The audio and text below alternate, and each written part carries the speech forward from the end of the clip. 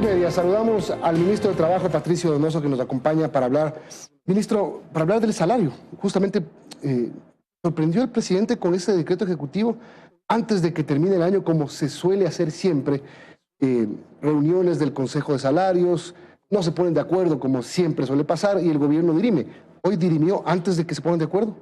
No es tan así, pero permítame, más allá de agradecerle por la entrevista, Milton, felicitarle a usted por el gran trabajo que hizo en Qatar, informándonos a los ecuatorianos a través de Teleamazonas del Mundial del fútbol que tanto nos gusta. Igual felicito a Hugo Quintana, a Roberto Mar Machado, a Alfonso Lazo y por supuesto a Ale Boada, que hizo un gran acompañamiento a esa tarea enorme e informativa de ustedes. Le felicito, Milton, y a Teleamazonas, por supuesto. Muchas gracias, gracias, ministro. Encantado, Milton. Yendo a su inquietud periodística, siempre se resuelve el tema salarios hasta el 30 de noviembre de cada año. El año pasado fue una excepción en virtud del COVID, en que a través de un acuerdo ministerial pasamos al 22 de diciembre la decisión. Esta vez 30 de noviembre. ¿Cómo se la toma? Y explico rápidamente a quienes nos ven y nos escuchan a través de Teleamazonas. El Consejo Nacional de Trabajo y Salarios está compuesto por 9 miembros. Yo, que lo presido como ministro de Trabajo, 4 delegados de los trabajadores y 4 de los empleadores. En los últimos lustros, Milton, jamás se pusieron de acuerdo. Y en todos los años ha tenido que dirimir el gobierno, salvo en el 2020, que no hubo aumento producto de la pandemia. Frente a ello, el presidente Lazo, a través de un decreto ejecutivo, me pide a mí, como ministro de Trabajo, informar, y así lo he hecho, a través de un acuerdo ministerial, a ese Consejo Nacional y Salarios, que la decisión es aumentar un 5.88% al salario básico unificado a partir del 1 de enero. Esto es $25, de 425 a 450. ¿El país está económicamente preparado para el 5.8% de incremento, ministro? La respuesta es sí, por una razón. Hemos roto un récord en el gobierno del encuentro que lo preside Guillermo Lazo en cuanto a ventas. Me explico. El Ecuador ha vendido hasta la semana anterior 180.000 millones de dólares, el sector privado. Esto es un récord histórico, es casi el doble del PIB, del Producto Interno Bruto. Y llegaremos posiblemente a 200.000 millones de dólares. Mientras más se vende, Milton, y opinión pública, mientras más se vende, más utilidades y más generación del empleo. Tanto que hemos generado 508.000 plazas de trabajo y empleo adecuadas. Pero voy a su inquietud periodística. Si tenemos tantas ventas con este récord que acabo de mencionar, lo justo es compartir el éxito. Y ese compartir el éxito significa que en el bolsillo del trabajador ecuatoriano, que es quien más sufrió en la época de la pandemia y el confinamiento, recuerda usted el famoso quédate en casa, terrible, compartir, digo, ese éxito a través de que ellos tengan, los trabajadores, $25 más en su bolsillo, $385 más al año, para comprar más bienes y servicios. Le pregunto a usted, a través de la respuesta que le estoy dando, ¿quién vende esos bienes y servicios? Los empresarios.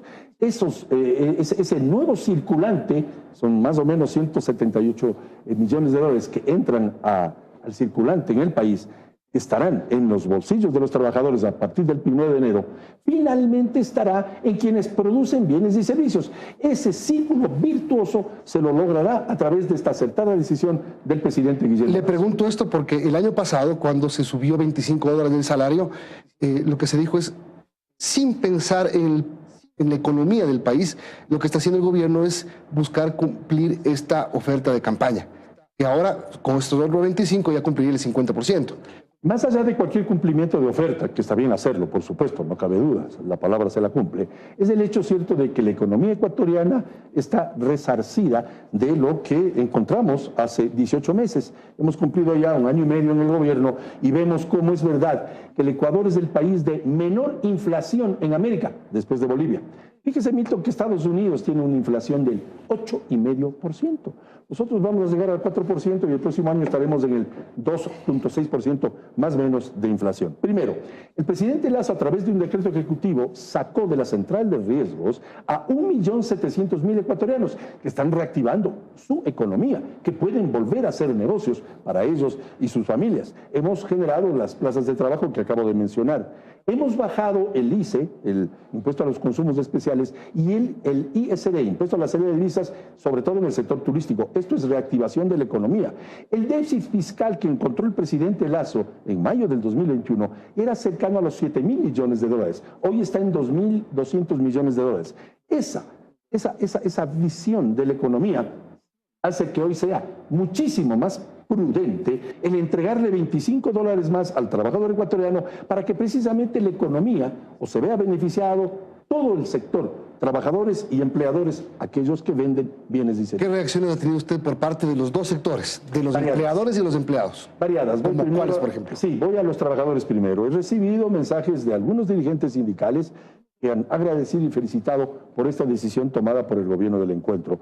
Otros se han quejado. Es que así es siempre. Así es el Ecuador. Se han quejado de que es muy poco. De que es muy poco. Y mire usted, algunos delegados a ese Consejo Nacional de Trabajo y Salarios, que yo lo presido, algunos plantearon $25 y hoy algunos otros se quejan. Y los empresarios también se quejaron de que es muy mucho. Unos sí, unos empresarios sí, otros me han llamado, no se olvide que yo fui dirigente de ellos también, y me han dicho que está bien. Otros se han quejado, pero es la típica historia de siempre. Me explico. Nadie pierde un empleo por la subida de salarios. Y la subida de salarios se opera en Milton. ¿Perdió alguien un empleo el año pasado con la subida de $25? No. Nadie perdió. Nadie perdió. Bueno, quizás en enero siempre baja un poquito la generación de empleo porque Navidad, en cambio, sube. Diciembre es un mes. Cuando es un tema ocasional, digamos. Son temas ocasionales. Ocasional, temporal, así se le denomina. Estacional, esa es la palabra técnica. Pero nadie pierde un empleo por la subida de salarios. Ministro, ¿cómo está la creación? Mencionó la cifra, 500 y pico 508,000 nuevos empleos. ¿Dónde están esos empleos? ¿Cómo básicamente en 3 sectores. ¿Cómo medir que el gobierno propició la creación de esos empleos?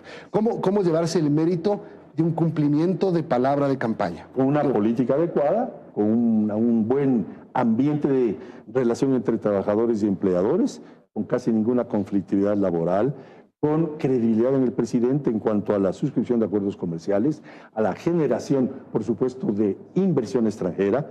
Hemos duplicado la inversión extranjera, duplicado. Esto se dice fácil y rápido, pero es muy importante, la inversión extranjera en el Ecuador. ¿Por qué menciono esto, Milton? Porque a más inversión, más empleo. Mire, cuando se vende brócoli, y el otro día estuvimos en La Tacunga con el presidente de la República, cuando precisamente el presidente anunció esta subida del salario básico unificado. Y allí el presidente textualmente dijo, mientras más brócoli se venda en el exterior, y hay grandes cadenas norteamericanas, por ejemplo, que venden el brócoli ecuatoriano, la flor ecuatoriana, mientras más brócoli se venda fuera de las fronteras patrias, más empleo en el Ecuador, más empleo dentro de nuestras fronteras. Porque es obvio, el empleo se genera con 3 acciones claras. 1, confianza, seguridad jurídica. 2, mayor inversión, tanto nacional como extranjera. Hay que olvidarse de la xenofobia absurda. Y 3, con normativas laborales mucho más amigables. Hemos generado a través de acuerdos ministeriales una mejor normativa. Sin embargo, algún momento dado, si la Asamblea actúa, tendremos una normativa laboral mucho más amigable entre trabajadores y empleadores, menos rígida, que las medianas, y con esto termino esta parte, Milton, con su veña, que las medianas empresas, medianas y pequeñas, las denominadas MIPYMES, que son, de hecho, las mayores generadoras de empleo, pierdan el miedo a contratar. Me explico. Pierdan el miedo a contratar más gente, a abrir nuevas sucursales si en su negocio les está yendo bien, a meter capital de riesgo o a reinvertir sus utilidades si Dios mediante las han tenido. Y si alguna papelería aquí al lado de Teleamazonas le está yendo bien y tiene 4 operarios, abrir una sucursal en la Villa Flora y tener 8 operarios. Y para eso se necesita leyes, sí, el acompañamiento de leyes, y ahí hay un problema.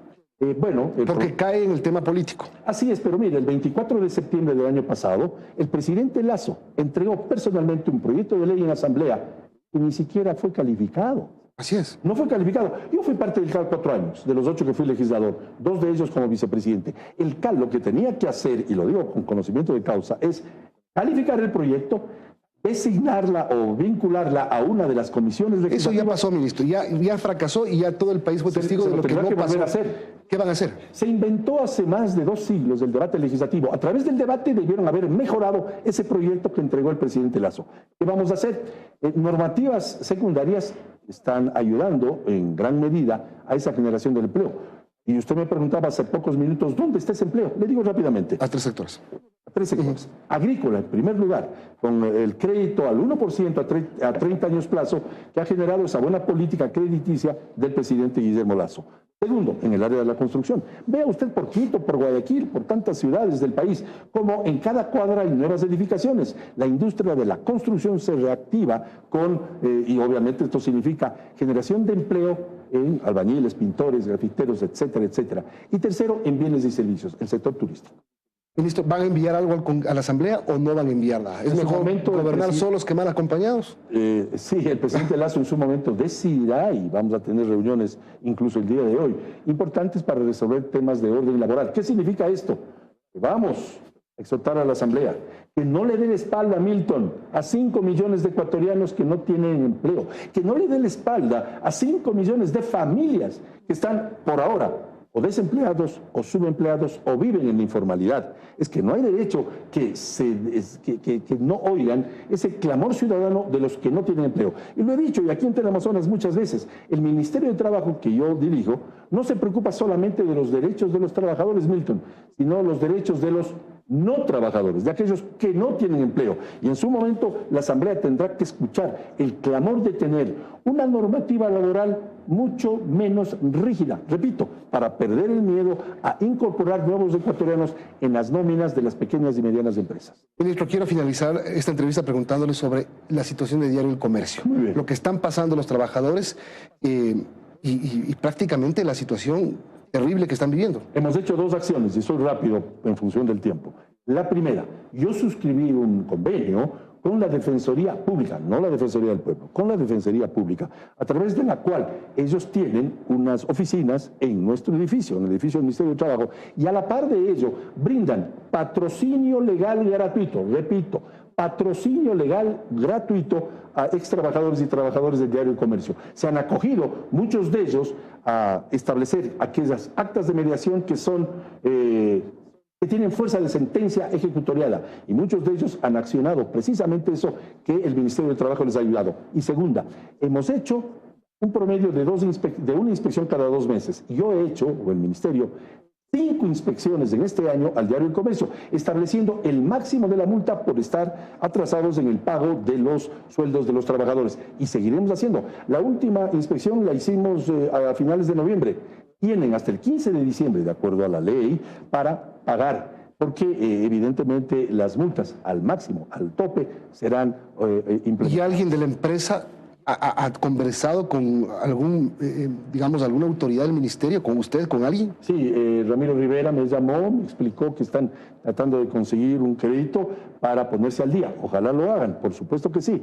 De tal manera que el Ministerio de Trabajo no ha desamparado a los trabajadores un solo instante. Repito, en resumen: 1, actas de mediación a través de patrocinio legal gratuito a todos los ex trabajadores del Diario El Comercio. Y 2, inspecciones para hacer cumplir la ley y que paguen a los trabajadores. Nosotros defendemos al ser humano. Muchas gracias, ministro. A ustedes. Gracias por acompañarnos.